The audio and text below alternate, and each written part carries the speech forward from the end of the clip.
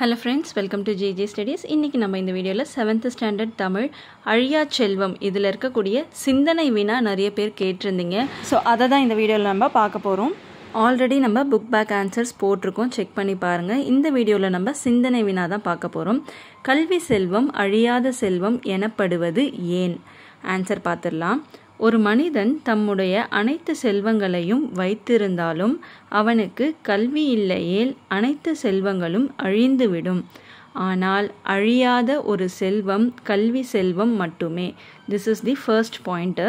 Second point என்ன அப்படின்றதையும் பார்த்துடலாம். கற்றவன் எந்த இடத்திற்கு சென்றாலும் அவன் பிற சமூகத்தினால் மதிக்கப்படுகிறான். இதற்கு காரணம் அவன் கற்ற கல்வியே. கற்றவனுக்கு தனது நாடும் ஊருமே அல்லாமல் எந்த நாடும் ஊரும் தன்னுடைய ஊராகும். ஸோ ஃபஸ்ட்டு 2 பாயிண்ட்ஸ் பார்த்தாச்சு. தேர்ட் பாயிண்ட் பார்த்துடலாம். கல்வி தொழிலுக்கு வழிகாட்டுகிறது. கல்வி என்பது வாழ்க்கை வாழ்வதற்காக உதவும் கருவியாகும். அறிவியலும் சமூகமும் வாழ்நாள் முழுவதும் தொடரும் கருவியாகும்.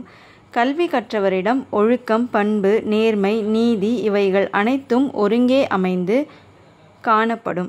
எனவே கல்வியானது ஒரு மனிதனின் முக்கிய தேவையாக இருக்கிறது. எந்த ஒரு சமூகமும் கல்வி இல்லாமல் இவ்வுலகில் இல்லை. This is the third point.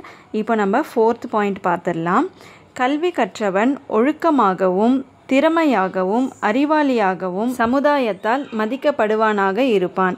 எனவே என்றுமே அழியாத செல்வம் கல்வி மட்டுமே.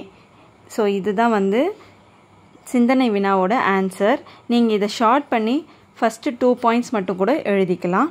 அடுத்ததாக கற்பவை கற்ற பின் இதுக்கான ஆன்சர் வேணும் அப்படின்னாலும் கமெண்ட் பண்ணுங்கள், நான் உங்களுக்கு அப்லோட் பண்ணுறேன். தேங்க்ஸ் ஃபார் வாட்சிங்.